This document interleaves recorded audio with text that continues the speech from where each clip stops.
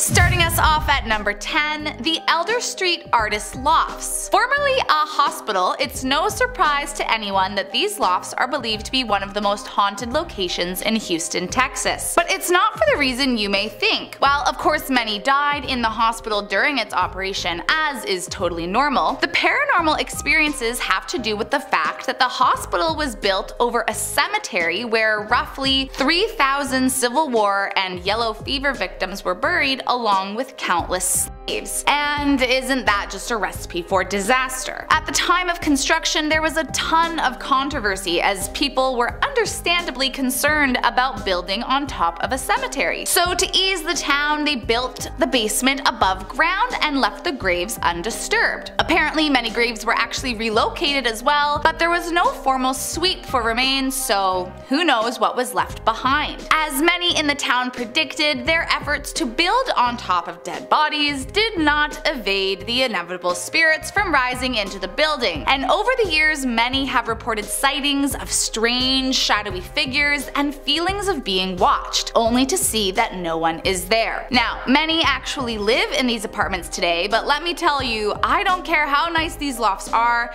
you couldn't pay me to live in a building where ghosts were known to roam around the halls. Next up at number 9, Al Engineering Building. Back in 1959, a man named Roy Sims, who was an instructor at the university, made a grave mistake that changed his life forever. Back then, it was known as the Animal Industries Building and was home to the meat locker where students would learn how to properly butcher animals. Now, this particular day, Roy went down into the basement where the meat locker was to get some work done alone. Once down there, he started carving up a pig for some bacon when suddenly the knife in his hand slipped and punctured his thigh right in his femoral artery. Alone and bleeding out, some say he dragged himself across the floor towards the elevator before he died, leaving a long trail of blood behind him. It's believed that he haunts the building to this day, with reports of people hearing strange noises and screams coming from the basement. Some have even seen apparitions or strange objects moving along the wall, and sometimes even finding unexplained dark stains on the floor of the building. Believe it or not, some janitors have even requested to be reassigned to different areas of the building out of fear for the terrifying things they've witnessed. So enter if you dare, as the basement continues to haunt all that dare to try. Next up at number 8, the Miller Moore Mansion. Once home to wealthy plantation owners in 1861,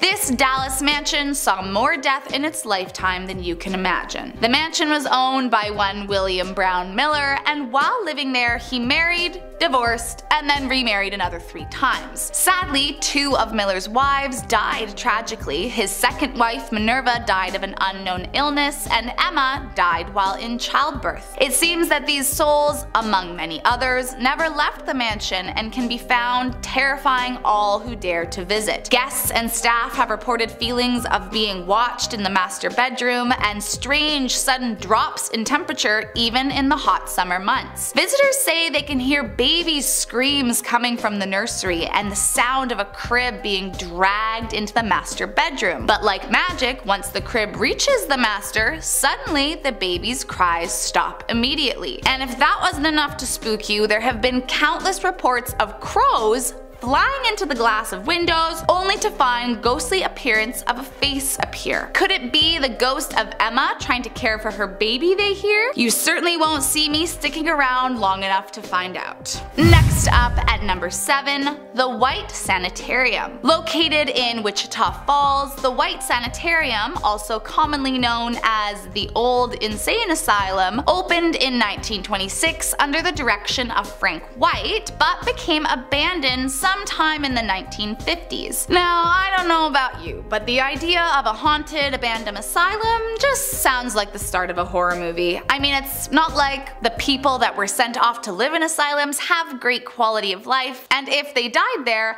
I'm sure they had a vengeance. It is rumored that very strange experiments were conducted in the asylum, which many believe to be the root cause of the hauntings, as they believe these procedures killed many of the patients. Visitors and and passers-by have reported hearing children screaming from the building, mysterious lights turning on when there was no electricity connected to the building, and a strange woman in white roaming the grounds and peering through windows, watching all that dare to walk past. Coming in at number 6, Presidio La Bahia. If there is one place that you can certainly guarantee will be haunted by spirits, it's a battlefield. In 1747, the fortress known as Presidio La Bahia was built near the San Antonio River, and it would later become the infamous place of revolutionary conflicts like the Battle of Goliad and the Goliad Massacre. As you can imagine, many soldiers died on these grounds, so it's not hard to imagine how it got its reputation as a terrifying haunted fortress. During the Goliad Massacre in 1836, 341 Texan troopers were executed by the Mexican army, and it's believed that it's these soldiers that died in battle that can be heard crying out in terror as you walk the grounds today. Visitors have reported full body apparitions all around the property, as well as hearing strange conversations in Spanish coming from thin air. The strange wailing has been caught on audio recordings, and that is enough for me to want to leave this place alone for good. The last thing I need is to be haunted by a revolutionary soldier. Coming in at number 5, the Emily Morgan Hotel. Built in 1924 in San Antonio, Texas, the building was originally designed to be a medical arts building. Complete with a crematorium and morgue, it was known to house hundreds of doctors and was considered one of the best hospitals one could visit. That was until it closed in 1976 and became an office building, and then just 10 years later,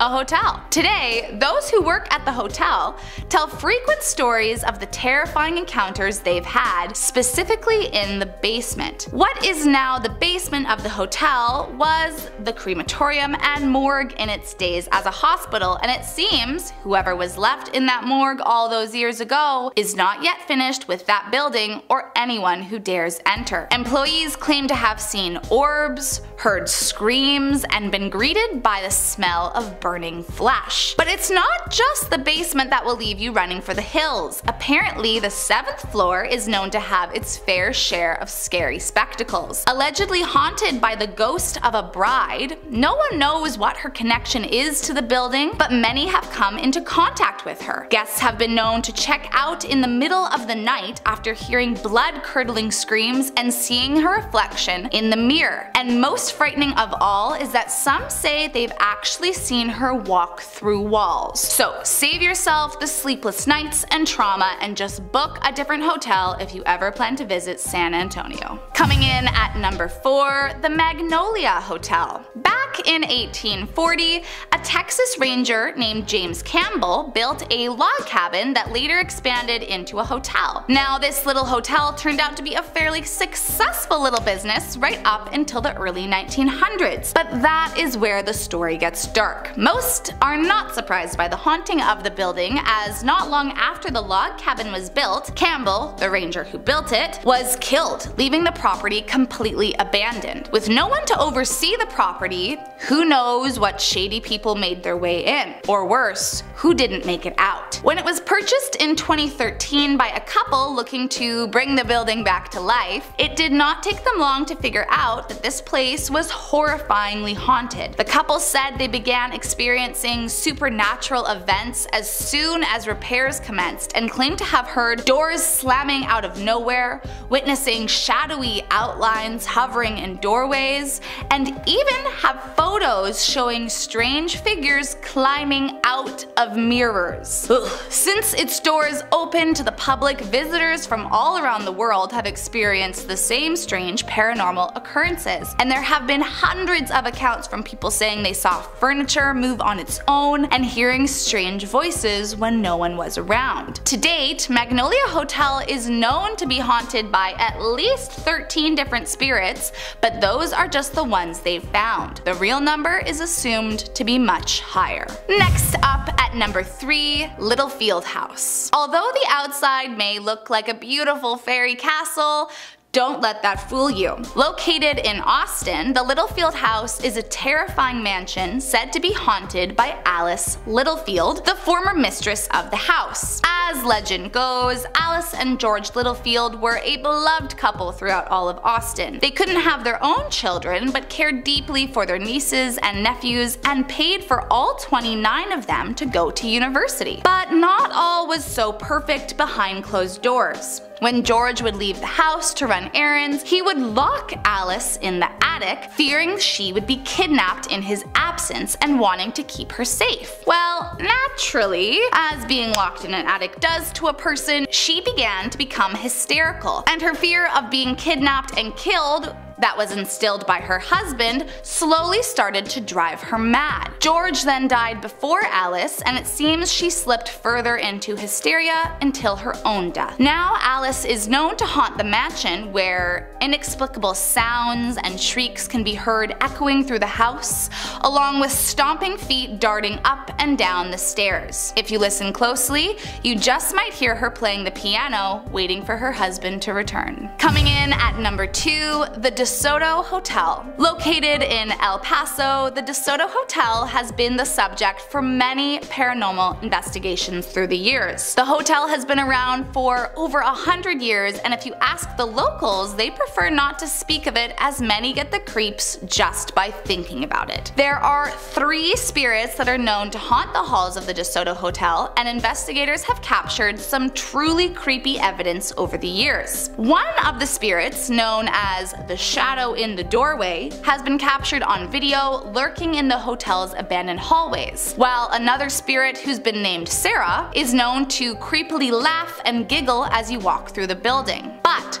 the one you really need to be afraid of is the spirit that lives in the basement. It seems like nothing good ever happens in old creepy basements, and the DeSoto Hotel is no different. Rumored to have been used for satanic rituals in its early days as a hotel, whatever is down there does not want you to visit. While some believe the entity to be a restless spirit incapable of controlling their anger, some are convinced it's a demon. Employees and investigators have reported being pinched, growled at, scratched, hit, and even bitten by whatever is down there, and investigators have even captured what sounds like a demon answering questions on an EVP. Let's just hope that whatever is down there stays in the basement and doesn't start wandering through the rest of the building. Who knows what dangers could happen then. Coming in at number 1, the Old Park Hotel. Built back in 1886 as a lodging for cowboys in the Ballinger area, the Old Park Hotel has had a wide variety of purposes over the years, including a schoolhouse, a courthouse, and most famously, a brothel. Now a B&B and antique store you can go and see for yourself, but visitors beware, as the previous owner has reportedly identified 30 different entities present in the hotel, and it's no doubt that you'll start to experience strange paranormal sensations as soon as you enter. Patrons have reported having entire conversations with women in costume who they believe to be staff, only for them to disappear suddenly without a trace. But the worst and most scary is the spirit of the cowboy. Known to be a very angry spirit, the cowboy has been witnessed by countless guests, as well as caught on camera standing menacingly in the doorway holding what appears to be a pistol. But that's not all. One paranormal investigator, looking for more information on the cowboy, came by and left a piece of equipment in the room to monitor the spirit. He left to go downstairs to monitor, but when he heard a large crash from upstairs, he rushed back up, only to find it completely smashed and destroyed all over the floor. Not only that, but there have been many accounts of people feeling touched or tugged or even being pushed down the stairs when no one was around them. In fact, some investigators have been so traumatized that they've checked out in the middle of the night, never to return again. Now, if a spirit can scare an investigator, then that's all the convincing I need to stay as far away as possible. Number 10. White Rock Lake. White Rock Lake is an area that is filled with many legends. It's home to the ghost of the Lady of the Lake. Years ago, a young couple was driving home from a party along the lake late one night. The two were tired and ready to go home when the wife suddenly screamed at her husband to stop the car. A young woman in a long white gown had appeared in the road before them. The couple asked the woman if she needed a ride and she accepted. They drove on, and all while the wife could hear the steady drip, drip, drip of water. But once they reached the address the woman had given them, they turned around to find her gone, leaving behind only a puddle. Confused, the couple got out at the address and knocked on the door. An elderly man answered. They told the man about the young woman they had just picked up, and he sighed and told them they were not the first couple to come knocking on his door late at night. The woman they had picked up was his daughter, who had drowned in White Rock Lake 10 years earlier. The Lady of the Lake has been spotted and even picked up many times since, and continues to haunt White Rock Lake in her white gown, looking for a way back home, and this is just sad. Number 9. Adolphus Hotel. The Adolphus Hotel was built on the former site of Dallas's original City Hall in 1912, and the hotel has a reputation as one of the city's most prominent historical landmarks. In addition to being the oldest hotel in the city, it's no surprise it's also among the most haunted. One of the most famous spirits here is an apparition who appears in a 1930s era white wedding gown, the spirit of a jilted bride who was supposed to have been married in one of the hotel's glamorous ballrooms on the 19th floor, but ended up taking her own life at the hotel instead when her groom left her at the altar. Ever since that night, guests staying on the 19th floor report hearing a woman crying, footsteps running up and down the hall, and even the sound of rope creaking under the strain of a body. The bride spirit has been spotted wandering the halls after events and parties, still wearing her white dress and veil. Again, this is just incredibly sad. Staff and guests of the hotel also report an eerie feeling of being watched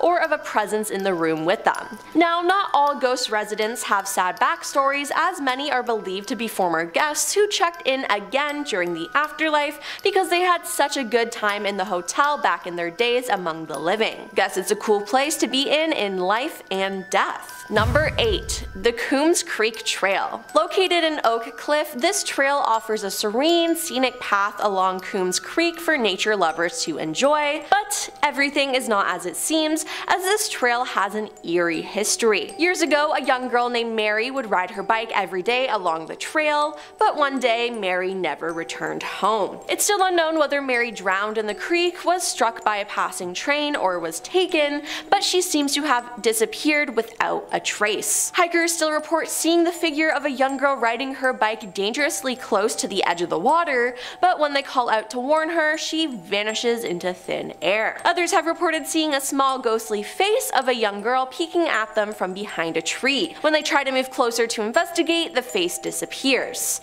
Then the face reappears further along the trail, inviting the hiker to follow her deeper and deeper into the woods. And if a ghost child is trying to get me to go deeper in the woods, I'm just gonna turn around and leave. Number 7. The Majestic Theater. The Majestic Theater is located on Elm Street in downtown Dallas. Elm Street? No, I've seen that movie before. Now, in the 1910s, it housed live vaudevillian performances before transitioning to screening films in 1922. The Majestic remained in business until the 1970s, and then its doors were reopened for live performances in 1983 after it landed on the National Register of Historic Places. Some say the theater's original owner, Carl Hopitzel, still haunts the building, making sure things run according to his liking. One former employee claims he shared an office space with Carl during his time there. He reports that one of his responsibilities each night was to ensure that the door in his office leading to the theater was locked, but each morning when he showed up for work, the door was wide open, and a strange chill would permeate from the room. When he mentioned this to his manager, he laughed and explained that this was only Carl, who liked to use the door to get into the theater and check up on things. Weird smells, stage props inexplicably moving, and a light hanging above the balcony illuminating on its own own have all been attributed to Carl. His spirit is rumored to linger there to this day, making sure his theater runs smoothly and maybe catching a show or two. Number 6. Snuffers Restaurant on Greenville Avenue. Snuffers is a popular local chain that serves classic American food, or at least that's what it says when I Google it. But the location on Greenville Avenue serves up a lot more than just burgers. Customers and staff of the Dallas restaurant claim that the place is seriously haunted. Before Snuffers, there was an easy parlor. It seems that a man was badly injured after hours when a fight broke out at an employee party. He then stumbled into the bathroom where he drew his final breaths. Years later, once Easy Parlor became Snuffers, the managers would sit at a table by the bathrooms each night to finish up closing paperwork. As they sat in the dark, near empty restaurant, they would listen as antagonized, stumbling footsteps made their way to the bathroom, then watch as the door creaked open by itself and never shut. In 2013, the original building was demolished and reconstructed, but reports of strange happenings didn't stop. Other employees have since reported feeling cold gusts of wind rush by them and doors slamming shut all on their own. Sounds like a dinner and a show to me. Number 5. Flagpole Hill. Just adjacent to White Rock Lake is a road leading to the infamous Flagpole Hill, the rumored location of a band of rock-hurdling poltergeists. Yep, you heard that right, they just throw rocks at you. Passerbys report driving through the area late at night only to be pelted by a rain of pebbles. When they got out of the car to chase down the culprits, there were none to be found. Local legend identifies the ghost as 3 restless spirits tangled in the dark history of the area. According to the story, a construction worker ended their own life in the house on Flagpole Hill before its completion, and a hired hitman was later convicted of taking out the couple who occupied it. Now, don't think just because you're not in a car, you're safe. Those walking on foot rather than driving past seem to be just as unlucky. Hikers and other residents of the area have reported an unseen assailant pelting them with rocks as they pass by. Sounds like this place really rocks. Get it? Because so funny. Number 3. Sons of Herman Hall. Herman Hall's website marks itself as the oldest freestanding wood structure in Dallas, as well as the oldest bar. And for over 100 years, the hall has held concerts, parties, and dances. So no wonder the dead come back there to party. Both staff members and guests of the hall have reported strange occurrences, especially in late hours of the night. Some guests have seen paintings fly off the wall as thrown by some unseen force. Others have heard footsteps in the hallways and seen doors suddenly slam shut. Guests also claim to hear children laughing, even when no children were present, which is just creepy. Longtime staff members of Herman Hall report sensing a lingering presence and seeing flashes of light and shadow. One particular staff member recounts a time he and some other employees saw a couple dressed in Victorian-era clothing walk past them and go upstairs, but about 30 minutes later, when the couple hadn't returned, the staff went upstairs to find all the doors locked and no one inside them. I just think these ghosts want to return to their party days though. Number 2. Goatman's Bridge. Goatman's Bridge, more formally known as the Old Alton Bridge in Argyle. Dating back to the 1930s, locals have told tales of the specter of a strange half-man, half-goat creature lurking beneath the bridge. The goat man is said to stand over 7 feet tall with big horns and glowing red eyes, which to me just sounds like the devil, but I mean hey, goat man is a cool name. Some believe the goat man remains dormant for years at a time and awakes only to hunt for prey. Now the goat man isn't the only spirit on this bridge, as to keep him company is another spirit, that of a young mother crying out eternally for her lost child. Residents making their way over the bridge late at night have reported hearing her ghostly wails. Some say the two ghosts are connected and that years ago the goat man stole the young woman's baby. When she found out, she threw herself from the bridge and her spirit has haunted it ever since. Now I already don't like bridges because of heights and being over bodies of water, but being on a haunted bridge, no thank you. And coming in at number 1 is Miss Molly's Hotel. Located in the Dallas-Fort Worth area, Miss Molly's Hotel is a little deceiving. In the lawless pioneer days of the Old West, Miss Molly's operated as a bordello, making working girls and their customers among the most common apparitions to appear here. One such customer even has a room named after him, the Cowboy Room, where he has been frequently spotted by guests and staff of the hotel. His name is Jake the Cowboy, and when Paula Goen Owens became manager of Miss Molly's,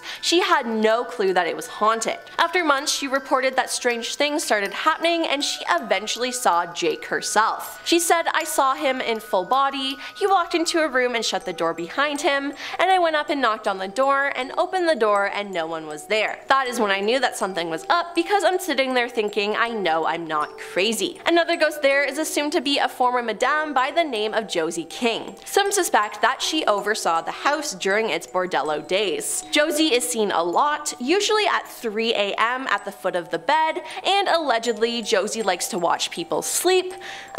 No thanks. Guests can also look at the hotel's collection of creepy photographs or listen to eerie audio recordings captured through the years. Starting off our list today, we have the Texas Killing Fields. As the name implies, people died there. At least 30, but possibly more. This stretch of land that covers 25 acres is located just outside of Texas City. It is vast, barren, vacant, and apparently the perfect place to hide a body. Since the 1930s, many young women have gone missing in the area surrounding the fields, and while some remain missing to this day, many of the women's bodies have been found, discarded, in said fields. The first discovery was made in 1984. A dog carried something its owner originally thought was a ball out of the field, but it turned out to be a human skull. And after that, the floodgates opened. Clyde Edwin Hendrick, John Robert King, Peter Zwarst, Kevin Edinson Smith, and William Lewis Reese were all arrested and imprisoned for separate killings, except for King and Zwarst, who had worked together, meaning that only a total of 4 killings have been solved to date. The killers of the remaining victims, as well as the remaining victims' identities, remain unsolved to this day. Next up, we've got Alton Bridge, also known as Goatman Bridge, located between the Texas cities of Denton and Copper Canyon. The bridge was used from the 1930s all the way up to 2001 when it was closed for vehicle traffic. So yes, it's abandoned, but how has it earned itself a spot on our list today? Well, it's got a pretty dark past, which I will tell you about now. The legend goes that in August of 1938, a successful goat breeder who went by the name of Goatman, but whose real name was Oscar Washburn, hung a sign up on the bridge that read, "This way to the Goatman,"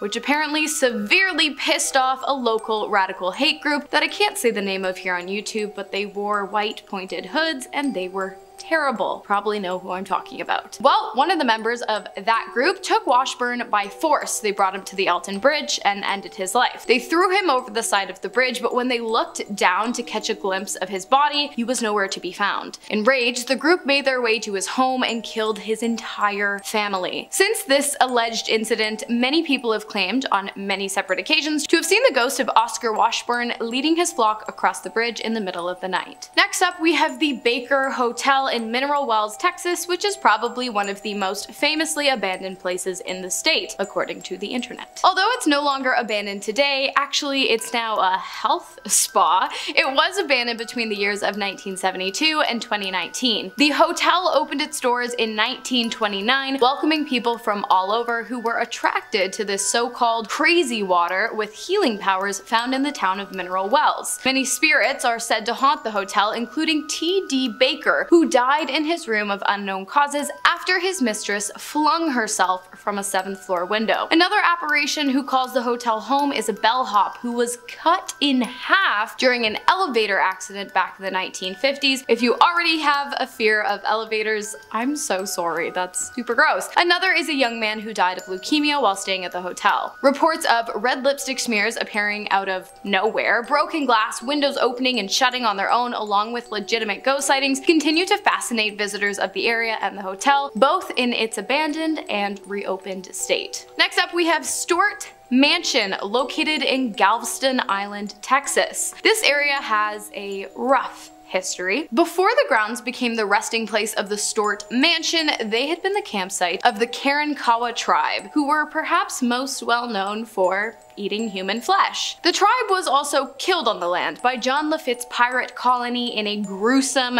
battle. And if that's not bad enough, legend says that the father of the Stuart family went mad and killed his wife and sons, and then allegedly buried them all inside the walls of the mansion before taking his own life shortly thereafter. Many people who visit the now abandoned attraction claim to see the ghosts of the Karankawa peoples along with the ghosts of deceased pirates, as well as a voodoo priestess who many believe was a prisoner of of the pirate colony. And of course, the ghosts of the Stuarts who are said to walk the halls regretfully and mournfully. Next up at our halfway point today, we have the USS Lexington, an Essex-class aircraft carrier, say that 5 times fast, which during the Second World War participated in almost every major operation in the Pacific Theater, which was kind of the Asia-Pacific Wars, and it spent a total of 21 months in combat. As you can imagine, the massive 872-foot vessel has seen a lot of action in its day, but on its final day at sea, the vessel was hit by 2 torpedoes in its hull and it began to sink. 216 crewmen were killed and 2,735 were evacuated. In true naval fashion, the captain, Felix Stump, was the last to disembark the vessel. He did survive, but died of cancer many years later. Thanks to fundraising efforts, the abandoned ship was eventually retrieved from the ocean floor and converted into a museum, which has been referred to as the most haunted in America. It's said that anyone who enters the ship will feel the presence of those who died on board. Next on our list, we have the Old Yorktown Memorial Hospital, which opened in 1951 and was abandoned in 1990, but eventually reopened many years later as a tourist attraction, meaning you can visit it if you want. While this is the case, many people believe that the hospital was never truly vacant, as even after its closure, it was home to the many ghosts that continue to roam its halls. In fact, the attraction is so haunted, it actually appeared numerous times on the reality television show Ghost Adventures. If you guys watch that, I don't know, let me know in the comments. I've never seen it. Perhaps the most famous story that outlines the horrors of the hospital would have to be the one detailing the incompetence of Dr. Leon Norwierski, who slit a patient's throat while performing a procedure on their neck. Whether or not this was an accident is highly debated. Was he incompetent or was he malicious? I don't know. I always like to think incompetence, but the ghost of the deceased patient is said to vengefully roam the halls of the former hospital. And the hospital is also home to a gaggle of ghost nuns who are super strict, and they punish those wearing unacceptable hospital clothing and sporting tattoos by pushing, scratching, or forcing them out of the building. Next up, we have Presidio Nuestra Señora de Loretta de Bahia, a fort whose name I will not be attempting to pronounce again, that was constructed in Texas by the Spanish Army in 1747. And it's the site of the Goliad event, which took place during the Texas Revolution and resulted in the deaths of somewhere between 425 to 445 people. Those who died were Texian army soldiers, prisoners of war to the Mexican army. The hundreds of men were killed with projectiles piled up and set on fire. It's a pretty dark past, so it probably comes as no surprise that the area is obviously super haunted, but what might shock you is the fact that it isn't said to be haunted by any of the men, but rather a woman who lost her lover during the gruesome event. She wanders the grounds of the fort, helplessly searching the graves for a name that can't be found. Many who visit the grounds have also reported hearing cannon fire, banging on the walls, and the strong smell of BLOOD near the fort chapel's courtyard. I'm sorry you guys, I can't say these words on here. Next up, we have a name I can definitely pronounce, Donkey Lady Bridge. We had Goatman and now we've got Donkey Lady. It's located 30 miles southwest of San Antonio, and the bridge is said to be the final resting place of a woman who was raised by donkeys after being abandoned by her parents. In 2006, the San Antonio Express released an article recounting her story. It appears as though while out one day, one of the woman's donkeys bit a man's son. The father was furious and later ambushed the woman and her donkey on the bridge, causing her to fall in the river and drowned. Many people have said that if you drive to the bridge today, turn off your car engine, you'll hear the cries of the woman and her donkey. If you have tried it, if you do try it, let me know. Starting off our top 2, we have the Toya Ghost Town. At its peak in 1910, the town was home to a whopping 1,052 people. Not that much. But today, the number has dwindled down to just 57. This is possibly due to the 2004 tornado that devastated the town, leaving the majority of the homes and the volunteer fire department abandoned. While this might sound pretty basic, those who live in the town today tell of something pretty extraordinary. Dark, but extraordinary. Locals believe that the town is occupied by entities, young people with pitch black eyes that go around the town at night, terrorizing its residents, knocking on doors and staring through windows, instilling fear into whoever might meet their gaze. It has been said that this is the true reason for the town's near total abandonment back in the early 2000s, but of course, I want to know what you think. And finally, to finish off our list today, we have the former Williamson County Jail circa 1888. The jail was home to some of Texas's most notorious criminals, including Henry Lee Lucas, who claims to have taken the life of 35 people in the year 1982. It's a busy guy if he did it in just 1 year. The crime rate at the time was out of control, so much so that the jail became quickly overcrowded. So overcrowded, in fact, that it became incredibly easy for inmates to slip out of the prison undetected, only to continue their reign of terror on the Williamson County people. Luckily for the locals, the majority of escaped convicts were recaptured. Unlucky for the convicts, as the majority of them were sentenced to death by lethal injection, electric chair, and the old rope and tree. But you guys know by now, I can't say that word on here. The jail was abandoned in 1971, but it later reopened as county offices, and it has been told that the deceased inmates now haunt the building, throwing binders and books from shelves and lunches off of desks. It seems like they're still kind of holding a bit of a grudge against the members of state. If you're feeling a bit disappointed at the fact that no, it's technically no longer abandoned, it once was though, so that's why it's on this list, I will give you some solace in knowing that the building is actually open for public tours during the fall season, so do with that what you will. All 4 women were found in an area off Calder Road in League City in the mid-80s and early 90s. I think Clyde is still extremely dangerous. I don't think there's any way possible that Clyde is finished doing what he's accused of doing in the past. There's some disturbing things hiding in these small towns, and we are here to share them with you, so let's find out. Your town might be on the list. Get ready.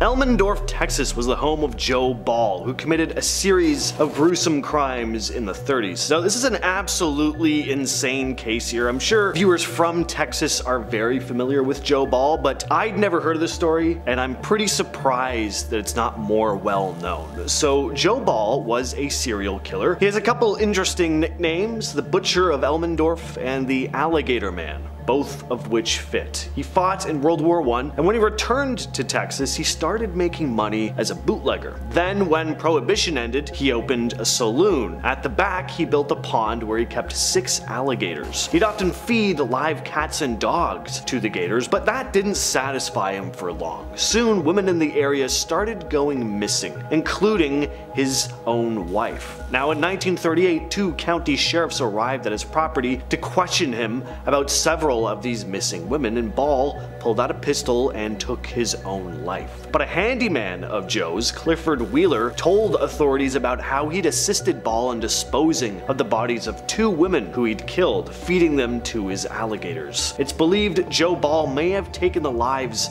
of at least 20 women. Next up, we have a small town in Texas that was once home to a lesser known but incredibly gruesome serial killer, Henry Lee Lucas, who claims to have killed over 3,000 individuals during his criminal career, which spanned from the 1960s all the way into the 1980s. Also known as the Confession Killer or Highway Stalker, Lee Lucas was born in Blacksford, Virginia, and at a young age lost his father to hypothermia, and so his mother was forced to raise him on her own. Clearly, Henry wasn't happy with this, as his mother was the first person he killed in 1960 in Michigan. He was sent to prison but only served 10 years due to overcrowding. And that's when he moved to Ringgold, Texas with his niece Frida Powell to work for a sick woman named Katie Rich, both of whom he would later kill. While he claimed to have ended the lives of thousands of individuals through restricting airways, impaling them with sharp objects, blunt force, and hit and runs, he was convicted of only 11 killings. Texarkana is home to one of the creepiest cases in the state's history, the Texarkana Moonlight Killer case. So this case was heavy inspiration for slasher movies that would come years later, along with tons of urban legends. The killer literally wore a sack with holes cut out for his eyes and would attack innocent couples while their cars were parked in an area called Lover's Lane. It's about as classic as it gets. So the first attack happened on February 22nd, 1946. A young couple, Jimmy Hollisand and his girlfriend Mary Jean Larry, were attacked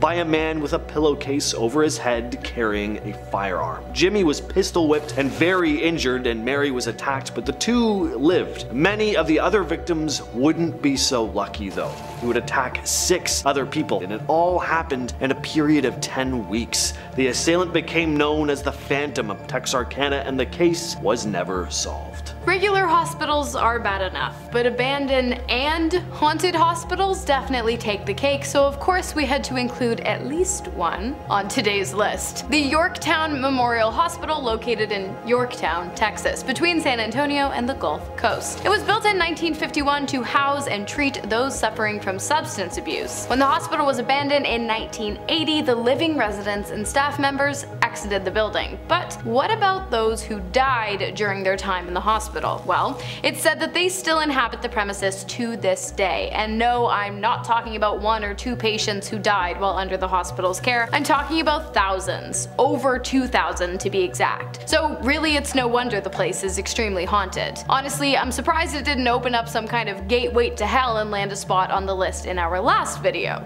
Check it out if you'd like. Those who have entered the building have reported feeling a strange rotting sensation and claim that they can feel the tormented soul's energies in the walls. Not only that, but many people have said they've heard screams and disembodied voices while inside, as well as seeing strange floating lights in the hallways, despite the fact that the building is ancient and has no electricity. If you've been, let me know your experience. Now we move on to Kerrville, Texas, with the case of Janine Jones, a nurse who also terrorized San Antonio. What an absolute creep this woman is. Yes, she is still alive. She took the lives of an estimated 60 young patients in her care between 1970 and 1982. She'd inject patients with a variety of substances that would cause cardiac arrest. She first started working as a licensed vocational nurse at Bexar County Hospital in San Antonio in the pediatric intensive care unit. But hospital staff started realizing that an abnormal amount of young patients were dying in Jones's care. Now, here's where things get really infuriating. An investigation could have been carried out right there and then, and things could have ended here. But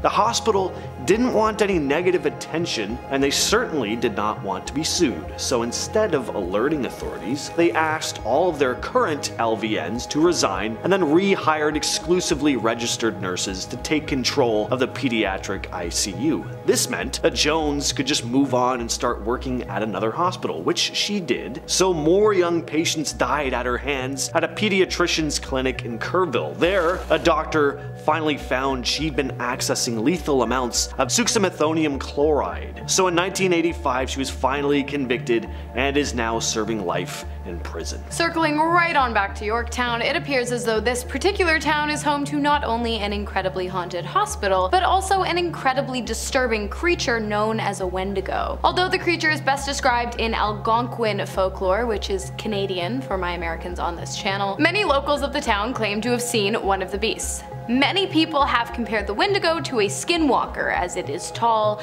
and lanky and somewhat humanoid, but can shapeshift and has been known to devour human flesh. And when a Wendigo finds the body of a deceased hiker, it will often inhabit it, and then turn to killing those who attempt to come into contact with its human exterior. Many people also claim to have seen the demon take the form of animals and follow and stalk them throughout the area. Stay safe out there in Wendigo. Speaking of creepy creatures, Texas is also home to an entity known as Goatman, who stalks the old Alton Bridge connecting Denton and Copper Canyon. So the tale traces back to a black goat farmer named Oscar Washburn, who'd moved his family near the bridge. And Washburn earned a reputation as a very reliable businessman and was nicknamed the Goatman by locals. He even hung a sign on Alton Bridge pointing towards his home, proudly declaring, "This way to the Goatman." But in 1938, members of the local government who had ties to the Ku Klux Klan kidnapped Washburn from his family. They took him to the bridge, hung a noose around his neck, and threw him over the side. When they looked down expecting to see him dead though, they found the noose completely empty. Now, locals warn that crossing the bridge at night without headlights, just as the Klansmen did, will summon the Goatman. People crossing the bridge will claim to spot ghostly figures, mysterious lights coming from the woods, and even physical encounters like being touched, grabbed, or having rocks thrown at them. from some unseen force, or of course a half-man, half-goat monster. Next up, surprise surprise, it's another creepy hospital. Worley Hospital in Pampa, Texas. The institution was opened in 1928 but closed its doors in the 1970s due to lack of revenue. After 40 years of sitting abandoned, the building has become quite a talking point for the town's locals, who claim that it is haunted by patients who died within its walls during its 42 years of operation. After many townspeople reported seeing a black silhouette in the window of the abandoned building, ghost hunters began to take interest. Those who have entered have been greeted with decrepit and decaying walls, ceilings, and floors that have been heavily vandalized, but it appears as though trespassers aren't the only ones to make their way through the empty halls of the once surgically specialized facility. Many of the patients who died within the building's walls, as well as a 25-year-old nurse who was poisoned while working at the hospital, are said to roam the grounds. People have reported seeing demonic creatures stalking them while exploring the floors of the hospitals, with the majority of the activity taking place on the 3rd floor, where surgeries would have been performed when the hospital was running. Oh, and the current owner of the grounds wants to renovate the building into a ministry. Coincidence? I do not think so. League City, Texas is home to an area known as the Killing Fields. So there is an abnormally large list of people who have been found dead in this stretch of land surrounding Interstate Highway 45. And there are also a number of people who've gone missing from this area and have still yet to be found. And out of more than 30 cases, only a small handful have ever been solved. The place is such a hotspot for mysterious deaths that a task force, Operation HALT, was set up just to investigate these incidents alone. The first cases started cropping up in the 70s with the discovery of multiple bodies scattered throughout the area, and over the decades, law enforcement agencies have recovered the remains of numerous people, many of them young women. And it's not even clear if there's just one assailant responsible, a group, or if the area is just an ideal spot to kind of get rid of evidence. We really don't know. It's a complete mystery to this day. And finally, we have a man with a thing for eyes. Stealing them, that is. It all started in the 1990s in a rural area of Dallas. Is it a town? Not really, but this case is pure evil, so listen up. During the 90s, sex workers began turning up dead at an alarming rate, with one very striking thing in common. You guessed it, their eyes had been completely removed from their sockets. The killer was Charles Albright, also known as the eyeball killer. When he was young, Charles had quite the knack for taxidermy. He would stuff many animals a week, doing his best to make them look pristine, but there was one thing missing: eyes. His mother refused to buy glass eyes for the animals, and so instead Charles would use buttons. When he got a little older, he slept with an sex worker, which led to him getting a transmitted infection. I feel like the pieces are starting to come together. His obsession with the eyes and his hatred for women of this certain profession grew exponentially over the years, and on December 13th of 1990 he took his first life. After violating the woman, he fired a projectile from a handheld weapon, execution style, into the back of her head and carefully removed the eyes of the victim with what has been described as surgical precision. Charles was convicted of 1 killing, but most likely committed at least 3. He was sentenced to death and was executed in August of 2022. Well, all month long we've been going inside some of the most haunted places in South Texas, and to conclude our series we went to visit what was once called the most violent place in the Old West. Texas has it all, from the Dallas Cowboys to country music, and even some pretty evil cities in between, so let's check those out. Starting off our list today, we have the city of Dallas, which in the late 1990s was home to the infamous eyeball killer Charles Frederick Albright, born in Amarillo in the year 1933. He grew up troubled with a knack for taxidermy and an anger towards his parents for never buying him fake eyes to use in his projects, and instead forcing him to sew buttons on his carefully curated, glorified, and gruesome stuffed animals. As he got older, Albright became interested in adult activity, and so he decided to procure the services of a professional. But she gave him an infection and he was pissed. A few years later, on December 13th of 1990, his anger turned to action. He violated and killed a working woman before carefully and completely removing her eyes from the sockets. 2 months later, another worker was discovered missing her eyes, and a month after that, a third.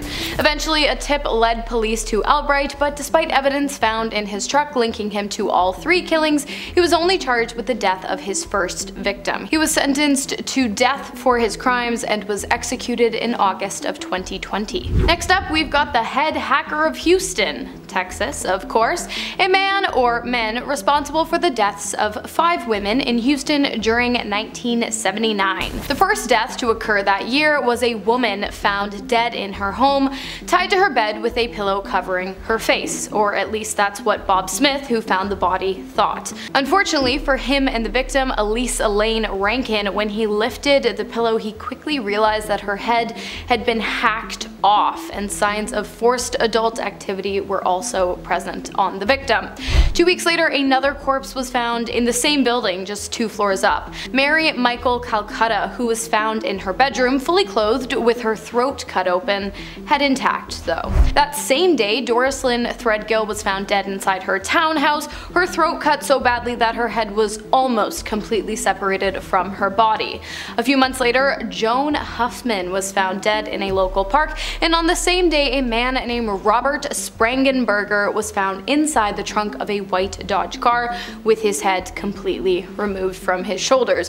Whether or not the killings were done by the same person or a group of people working together, or perhaps they had nothing to do with each other at all, remains a complete mystery to this day. Next up, we have Irving, Texas, the setting of a Taco Bell robbery gone wrong, which took place back in 1991.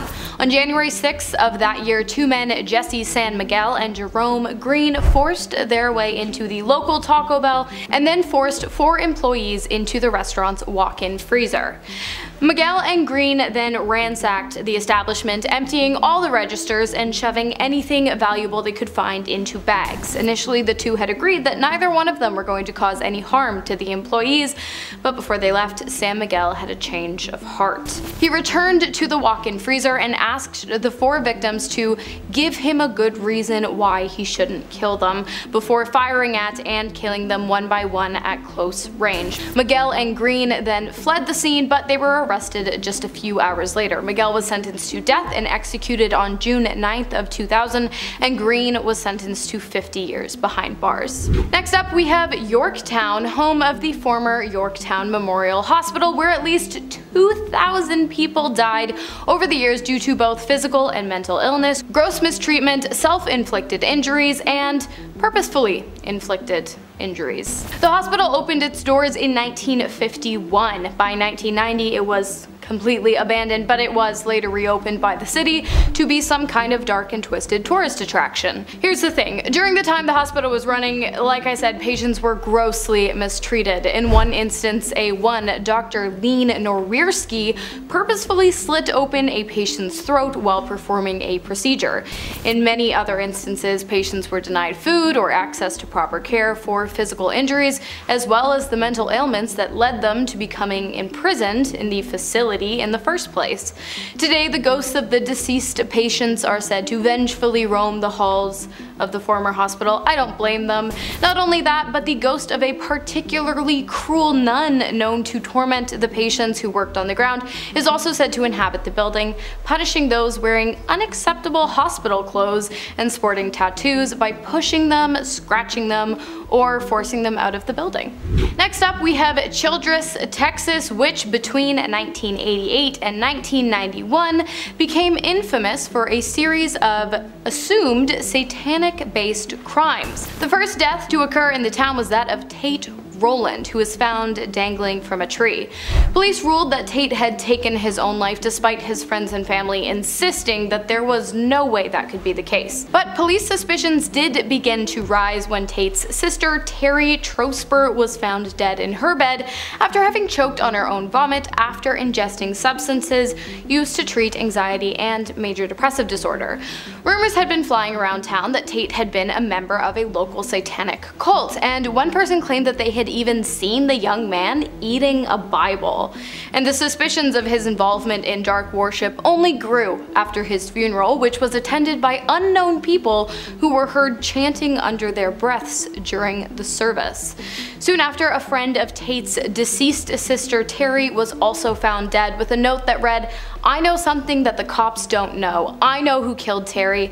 I can't live anymore." After the new information, police re-autopsied Tate's body and found that he had ingested the same substance as Terry prior to his death. And a closer inspection of Terry revealed that she had been violated before her death.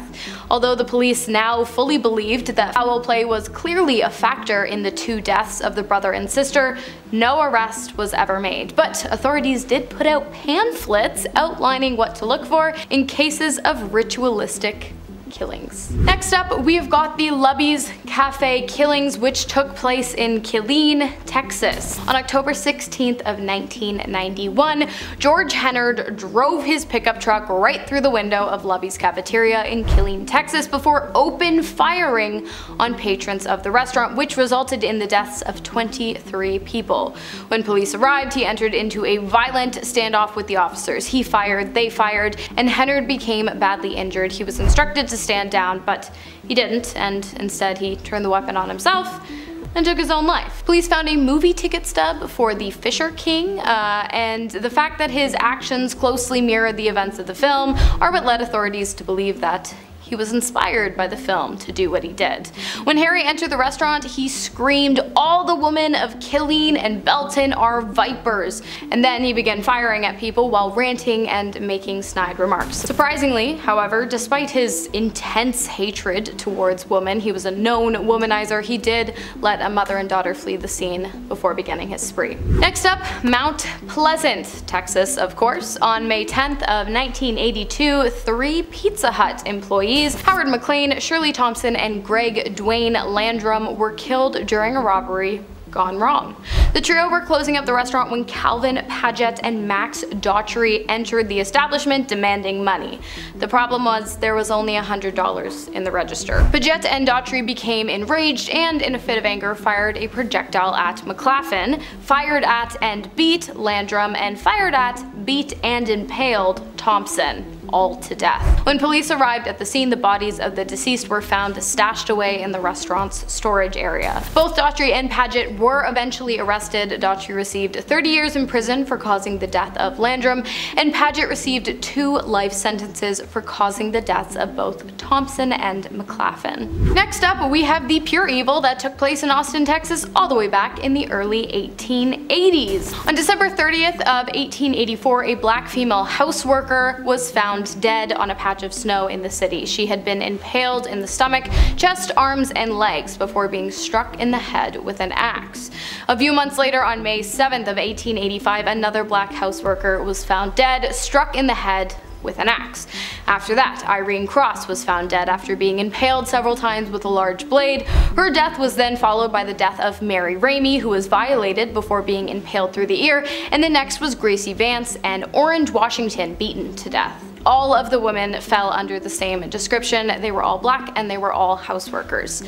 After that, the killings did die down, but no one was ever convicted for the deaths of the women. It is believed, however, that a fellow worker, Nathan Elgin, might have committed the crime, as it was confirmed that he was in close proximity to where most of the crime scenes during the time in which the killings would have taken place. Unfortunately, investigators were never able to question Nathan, as he was killed while trying to attack a woman with a large blade. Next up, we have San Antonio, home to the angel of death, Janine Jones, who was anything but an angel. Jones was adopted at birth by a nightclub owner and a former beautician. There was not much else known about her upbringing, but what is known is that eventually she became a nurse, working at the Medical Center Hospital located in San Antonio. At one point, her coworkers described her as intelligent but coarse and prone to making loud and lewd jokes. I would assume if they were asked to describe her now, they might use harsher language. In 1983, Jones was arrested and charged with killing a young woman in her care by injecting her with a toxic amount of muscle relaxant. She was sentenced to 90 years in prison. The following year, she was given another 60 years after being charged with the attempted killing of another patient, which forced authorities to take a more in-depth look into all of the deaths that occurred in the hospital during Jones's time working as a nurse. which revealed that over 60 patients Jones had access to died between the years of 1981 and 1982. In an interview with police, Jones said that it wasn't her that killed them, but rather the voices in her head. In 2019, Jones was taken to trial, once again charged with the deaths of 5 more patients.